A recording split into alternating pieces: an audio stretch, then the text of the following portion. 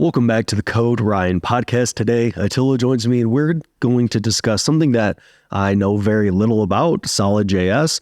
And Atila definitely knows a lot more about me on this subject. So I'm going to ask him some very kind of beginner-friendly questions on that and getting an understanding of kind of some features and benefits of that. But before we kind of get to that, Atila, could you maybe just give me a rundown of kind of what your tech journey, your tech story has looked like so far? Definitely, Ryan. First of all, thanks for having me here. And I work today as a DevRel engineer at a place called Crab Nebula. We are one of the people that work with Tauri, which is a framework for building native applications with web. And the reason I'm saying this is because Tauri works in a way that you have your Rust as a backend that does the connection with the native APIs, but then on the front end, you bring whatever web technologies you do. So that's why I switch a lot between frameworks. I play a lot with them. And recently, I came to the conclusion that for me, the best combination with Tauri is SolidJS. So we've been capitalizing on that, and that's what I've been working on. But before that, I used to work as DevRel before, and I worked in, before I do DevRel work, I was through the whole core engineering career ladder, so to speak. So I did the whole junior, mid-level, senior, tech lead kind of thing. And at some point, creating content became a big part of my career, and it's actually a way that I use to learn better. So when I found myself going deeper into topics when I'm preparing to create content around it, and I started doing writing content for places like Smashing Magazine, for example. I did quite a lot, wrote a bunch of articles there, and reviewed a few of them. And at some point, I started venturing myself into video content, submitting conference talks, and that's been a hell of a ride, and I'm enjoying doing that. And that's my story into getting into DevRel, essentially. Very cool. And I totally agree on your point regarding creating content. I would still consider myself early career, I'm 4 or 5 years into this, and I would say, I started kind of creating content maybe a year and a half ago. And I've learned a ton over the last year and a half because, like you said, it does, for me, it's if nothing ever comes from me creating content and I just learn more from it, then it's worth it. And for me, it's a forcing function for me to have to understand topics that I didn't fully understand before creating that content.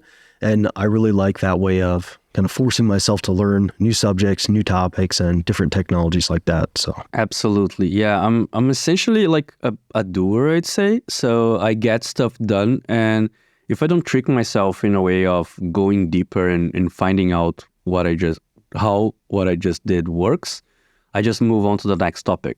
And that's where creating content works. So now I need to explain something to someone, and then I start overthinking the questions I might get or the questions people would have. And that's how I trick myself into learning the weeds, I guess, of how things are. And I really like this, to be honest. I'm the same exact way. In my professional job, I just like knocking tickets out, getting the job done, and moving forward into the next thing. But when you're creating content, you really have to understand it to kind of fully explain, if I kind of say a certain expression, but I don't really know what that expression is and I can't explain it, then I have to kind of dive into that rabbit hole further, figure out what that is. And it really is a nice forcing function because I'm definitely the same way. And I just knock the tickets out and keep moving forward. But it definitely helps me to, take a step back and start creating content with stuff. So yeah, definitely agree there. And kind of moving into SolidJS. So it sounds like for your kind of current position and what you're currently doing, you kind of explored several different ways of solving kind of some problems that you're having, and you kind of decided with SolidJS. So maybe first, what is SolidJS? And then we can kind of get into, the problems it solves and kind of why you chose that. SolidJS is, as they define themselves, is a framework for build. It's a lightweight and performant framework. It's for building reactive applications. And the whole point of SolidJS is it just took a lot of the learnings from React. So there are a situation if you bring, for example, two components side by side, like if they're like simple enough, you can put them side by side and you don't know which one is Solid, which one is React, because essentially they use JSX and they have very similar APIs. But the similarity is just on the surface, because down the hood, like SolidJS does not use virtual DOM, and it's based on a model of fine-grained reactivity. That means that it applies the observer pattern, so it uses signals as a way of defining the state of your application. So essentially, if you would say, for example, in a React kind of in the data that how React defines, you're having the use state, and every time you do use state, you're pulling the data and doing that. So in this way, the way that React keeps the data up to date is essentially tossing out the current state of your application and rendering everything again with the new state, and that's how data remains up to date with React. With SolidJS, because they use signals, the mental model is different, because signals work as a push then pull kind of situation, which data, which means that whenever a signal changes, it's able to notify. So there's a tracking system happening, and then the signal says, okay, I just updated. And this means that there is a function getter, which is we call an accessor, that's going to fetch the new data. So the change is way more granular. You don't re-render the whole component at any point. There are no re-renderings in SolidJS. So this can make up to extremely performant code. And in my opinion, it makes to code that's kind of easier to reason about, because there's no re-renderings, there's no like logic running twice in this sense. So it kind of works as you would expect when you first think about the UI. At this point for React developers, we are kind of used to, and I say that from experience because I coded React for a bunch of years before moving to Solid. And we got used to understanding that things are going to render more than once. And technically, re-renderings are not quite the problem. It's the expensive re-renderings that are the problem. And we are okay with that. We are okay with, on strict mode, React rendering your component twice, and you have use effect running twice and stuff like that. But because we got used to that, doesn't mean it was easier to grasp it in the first place. So that's the point, I guess. Gotcha. So SolidJS, it has a very similar kind of API and syntax that React would have, but it is completely separate to React. So you would use SolidJS independent of React. They actually solve the same problem in the sense. So you use them to define your UI and how your UI reacts to the data in a way. So they are, you cannot use them together, I would say. Gotcha. And to me, it sounds like the main difference is in React, you kind of have the re-rendering pattern to where you kind of wipe out state and then you re-render and might have to reinitialize some state and then render your UI. But with Solid, it sounds like it's more of a pattern to where if state updates, then it will update that certain section, certain piece of state, but it won't wipe out all of your other state and everything else and then kind of re-render that entire component. It will just kind of observe that piece of state. And when that state changes, then that will be reflected in the UI rather than having kind of that re-render pattern occur. Does it sound like I'm understanding that? Absolutely. Yes. So, and the point of that is, and it's important to say if we're talking about, if we're comparing to React, is that there is this whole idea that the VDOM came around because the DOM was slow. And that's not a wrong idea. It's just like an oversimplified statement where it's not that the DOM is slow, is that removing and adding elements to the DOM is a costly action.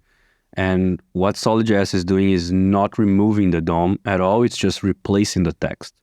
So that can make to extremely performant code. And actually, SolidJS is one of the most performant engines in terms of rendering. So, and that's the fundamental difference between having fine-grained reactivity pattern instead of a virtual DOM, for example. And then there is one small disambiguation to make, especially because we are using words like observing and tracking changes, and some people might think towards the observer model and RxJS model, which are not quite the same. They do use the same pattern, the same pattern, which is the observer pattern, but observers are essentially push-based, which means that an observer, every time it changes, it's gonna force down the changes to the subscriber. Whereas signals, they get notified by the changes, but you need an accessor to pull that change. So that's the main difference between an observer and a signal. And yeah, so essentially that's an important disambiguation to make, because observers are great, but they apply to different use case. What would maybe be the main benefit of kind of being both push and pull based rather than just push based with something like RxJS or using that observer pattern? So push based is great for asynchronous code or code that you do need the update at real time. It does bring some complexity around it in terms of handling the back pressure. You need to have a receiving system that can handle all the changes you're pushing. Otherwise, you might lose data in the time, or I don't know, worst case scenario, you can crash something. And whereas if you have something like push then pull, like signals, it means that first of all, the changes can be synchronous, which is how the DOM works, essentially. You need to have those synchronous changes so you can have, you can make sure you're not missing data and the data is up to date and etc. And you don't have any kind of back pressure to handle. So that's the important difference, and that's where signals make for a better abstraction to the DOM, I would say. Gotcha. And to me, it sounds like also with using signals versus React, the main benefit of doing so comes down to performance. Would you say that's correct? Or are there any other kind of benefits there when it comes to using something like SolidJS versus React? I would say you have strong benefits in terms of performance. So if rendering performance is something that is affecting your UX or is affecting whatever is your success benchmarks in your app, it would be a good thing to look at. But also to me, it's about DX. I think it's the model of the fine-grained reactivity is one that's easier to reason about. Like I have this talk that I've given in a few conferences this past month, which actually compares the VDOM to signals and shows signals in different frameworks. At this point, I think React is the only framework that hasn't adopted signals officially, like as part of their core. And one thing that a lot of people came to talk to me about after I go off stage is that they've been plagued in the past about some component that would render more than they'd expect, or it would create some side effects in their application, and they didn't want to think about memoizing or not memoizing components and stuff like that. So in my opinion, it's an abstraction that is easier to deal with. I need to be. I would be a little bit disingenuous if I didn't mention that fine-grained reactivity is a model that has their own trade-offs. because it is something that you need to be aware of a little bit more about how it works. It's a little bit less resilient than the virtual DOM, because the nice thing about the virtual DOM is, worst case scenario, you're going to have excessive re-renderings and your app is going to do a lot of work that's not necessary, but in the end of the day, things are going to work. And with the fine-grained reactivity model, if you fall out of reactivity, you get stale data. So the way you see the way if you fall out of reactivity, you're gonna see immediately, and it's a bug you need to address. So it does leads to more performant code, but it does have a steeper learning curve if you're familiar with the virtual DOM model, where you can toss the code there and it kind of works anyway. Even if you accumulate a little bit of technical debt, sometimes it's acceptable for whatever product you're working at. Gotcha. Very interesting. I know that for our professional application, we use React, and I'm very familiar with running into issues with re-rendering. And then even when it comes to things like, you have just a weird behavior going on, and then you try to counsel stuff out, and then it's getting counseled several times, and it's cluttering your counsel because things are re-rendering, and it can get just a little bit messy with those re-renderings going on. Now, we don't necessarily have a performance issue at this point.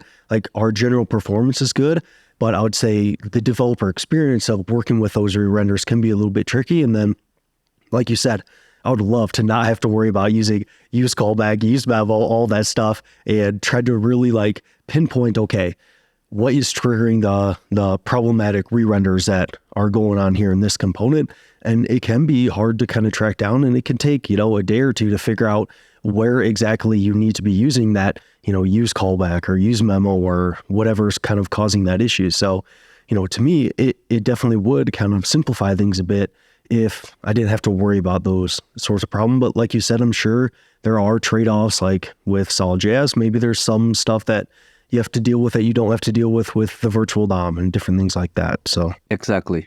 So and I do feel that as well. Like, we at work now, we have adopted SolidJS for 2 applications already. Like, the 2 applications we're building now, we're using SolidJS, and I did have this situation where I created, we have this part that's handling a lot of data coming from a stream, and I made some code and for a store that I was essentially grabbing a bunch of stuff, pushing into an array, and tossing it to the store. And one of the developers, was a backend developer, came to me and said, "Dude, you're gonna trigger a bunch of re-renderings in this thing." I said, "No, man, I'm not, because it's SolidJS. I can play around with data like that, and it's just gonna work. There's no re-rendering in this." So this is pretty good. And also the APIs to handle all the fine-grained reactivity protection, and that's one thing that I like a lot about SolidJS, is that a lot of this stuff are already built into the not the core framework, but as primitives. So you can just install a package and you can handle that. You also have a bunch of control flow alternatives. You have a way of handling data, of dealing with all those situations that out of the box you would need to deal to protect this fine-grained reactivity. So the core team very early realized that, okay, so fine-grained reactivity brings a lot of DX issues by not being very resilient. So let's give developers the proper tools to identify that. So there's a nice yes-linting rule if you do some stuff that your muscle memory might point you to do, with React. We're very used to destructuring props, for example. That's a problem, because if you're destructuring things in SolidJS, you're essentially storing the values in a variable. You're storing a reference, and those references are stuck in time. Essentially, with SolidJS, we for data that needs to be reactive, it needs to be an accessor. It needs to be a function call. You need to use getters for that. So if you start destructuring stuff and storing things in variables, you lose the reactivity. But there's a linting rule for that. And the moment you do that in the code, there's that squiggle line telling you, sorry, you messed up here. Let's go back. And if you really want to do that, there's actually some built-in methods like split props and merge props to do what you would do in React in a way that protects the reactivity. So that's one thing that I like a lot about SolidJS specifically. The other frameworks that do signals, I'm not entirely sure about their whole like APIs and stuff like that. And they do implement their own flavors of signals. I need to be honest about that. So I don't know about all of them. Like Svelte, for example, has runes that isn't even stable yet, as far as I know. I know Quick has had signals for quite a while. So there's a lot of they use it differently in a way. Like I know Quick has it a bit more resilient. So if you fall out of reactivity, Quick is gonna handle for you. It's gonna essentially re-render the whole component because it's gonna figure out, because it has a very strong compiler on that sense. And then it kind of got your back, but essentially that degrades performance a little bit in this particular side.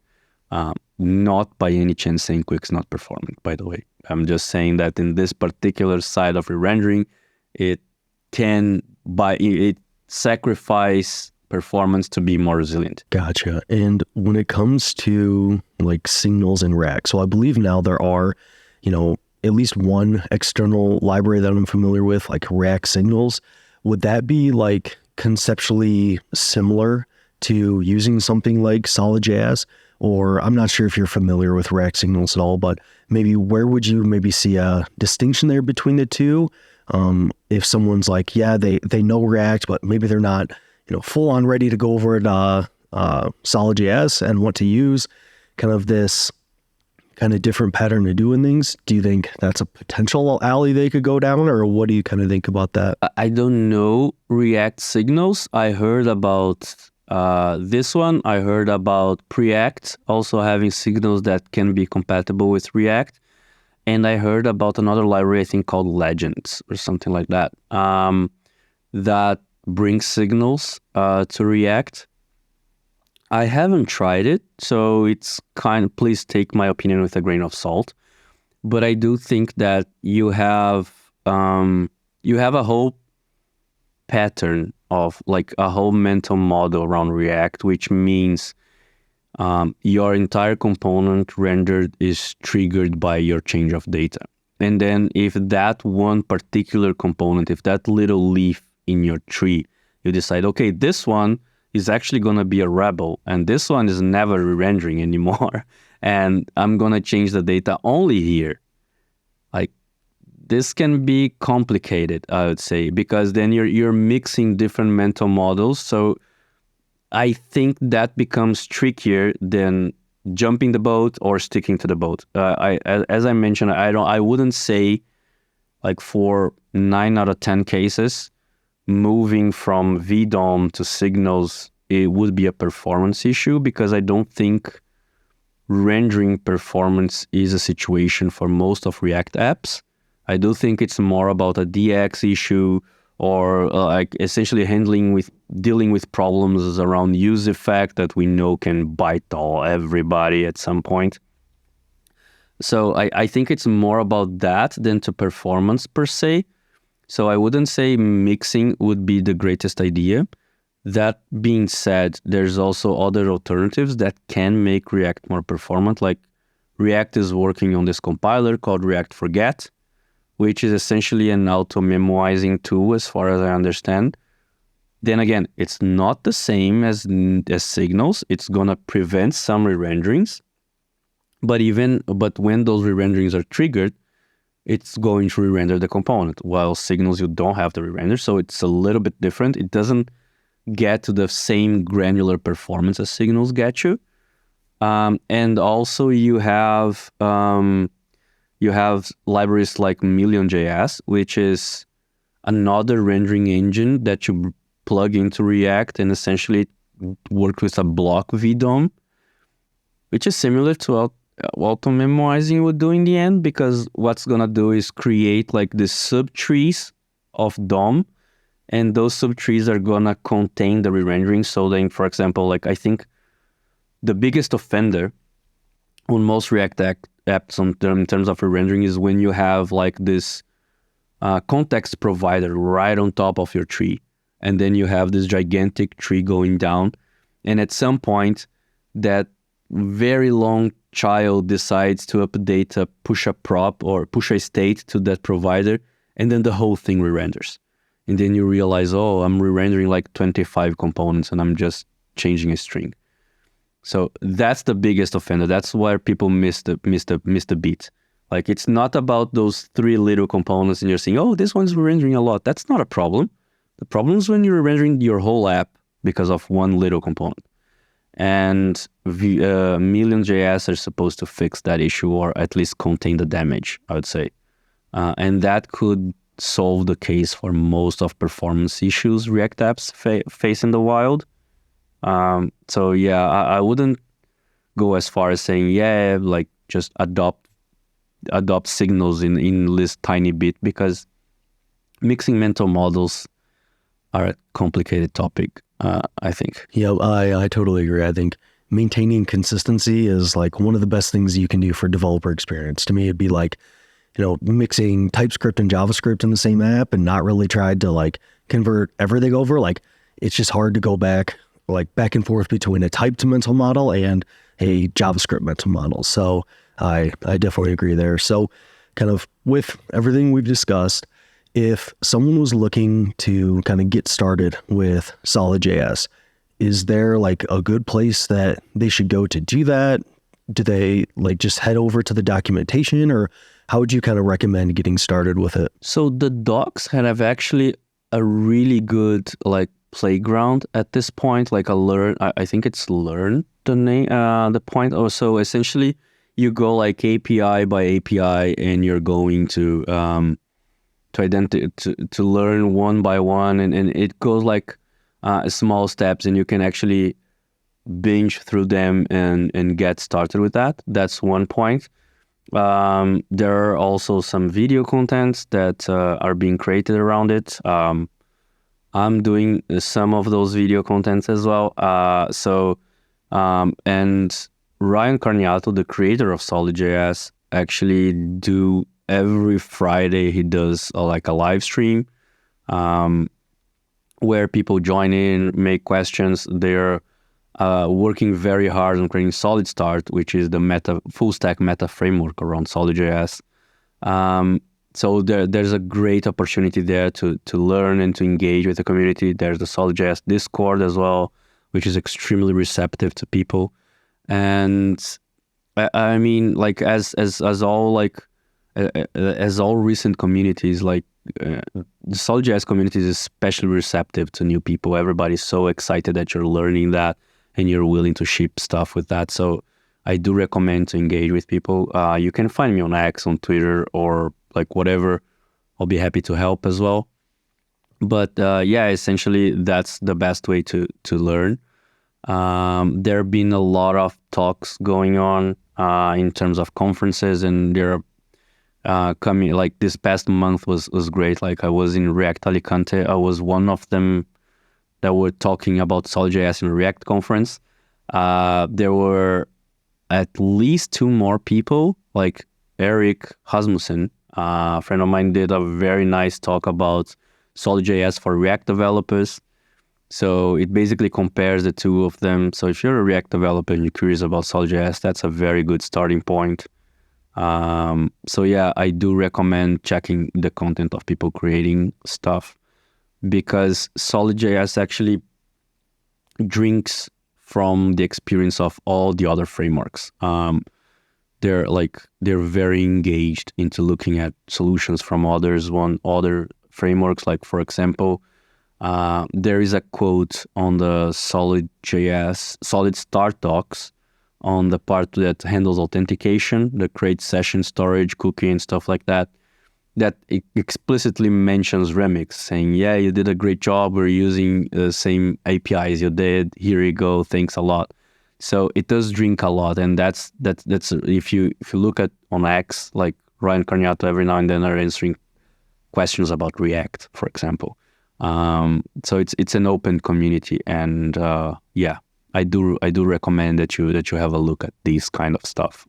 And Discord is a great point to start. Perfect. That sounds like a bunch of great resources there. And then maybe as just a final quick question here, would you recommend a new developer starting with SolidJS, or would you maybe recommend that they still start with React first? I know, like, for me, when I was learning to code and stuff, I gravitated towards React mostly because of job opportunities. But do you see similar opportunity with SolidJS, or would you recommend someone like brand new to start with it, or how do you kind of feel about that? Well, if we're gonna talk about like job opportunities and stuff, React has by far the biggest community, and SolidJS is quite new. There's no legacy code written in SolidJS, so if you're looking for your first job, it might be the case. I'm not saying, just drop everything, go full on Solid. I know that SolidJS is a community that is growing. I'm seeing a lot of interest in the community. I'm one of these people, so I'm quite biased about it. That being said, I think the best thing you can do for a career is not put all your chips on one framework. There's a bunch of people that put all their chips on Angular 1.0 that can attest to that. So I do think it's important for you to learn like the fundamentals. If you learn JavaScript, you learn a little bit of TypeScript, you can jump between frameworks. I think if a job rejects you because you don't have experience on framework X or Y, maybe that's not the best opportunity, because I think a good tech lead knows that tools and tech is easy to learn. The important thing is the soft skills, is the curiosity, is the inquiring mindset and the self-taught aspect of things. Like, as developers, we need to always be up to date, I would say. So I would suggest you to have a look at SolidJS, have a look at React, have a look at Angular, pick your poison and build stuff. I think the most important thing is building stuff. If you want to learn something, pick a problematic you want to learn, pick a community you want to engage with, and build something, regardless of what it is. And then at some point, you get a job, and you as you learn, you're gonna realize stuff that you wanted to do differently, and that's how you go. So it doesn't matter which one you pick first. It's important. Like, I'm doing SolidJS now. I also do a little bit of SvelteKit here and there. I play with React. I did a bunch of Next.js before. So I'm not the guy to tell you to put all your chips in one horse. Yeah, I think that's great advice. I think that, focus on learning the fundamentals of web development first, JavaScript, CSS, HTML. And once you have those down, you really can pick up these frameworks and libraries and other tools fairly easy if you genuinely like building things, you're curious about things, you like this sort of thing. Like, you're going to go down a bunch of different paths. So learn those fundamentals. I, like you, would still probably say, if someone's like, what's going to increase my odds of getting the job most, I would start with learning React as your first framework. But from there, then I think you can start really playing around with some of these other tools. And, for someone that knows React, I think it'd be really good to start learning SolidJS and like the observer pattern, using signals. And I think it probably gives you a better kind of perspective of how to solve certain problems and different ways of doing things. So totally agree. Yeah.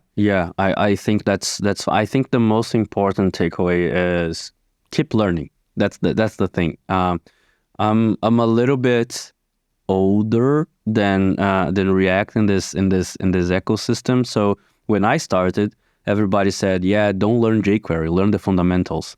And I was like, okay, I'm going to learn the fundamentals, but everybody's hiring for jQuery.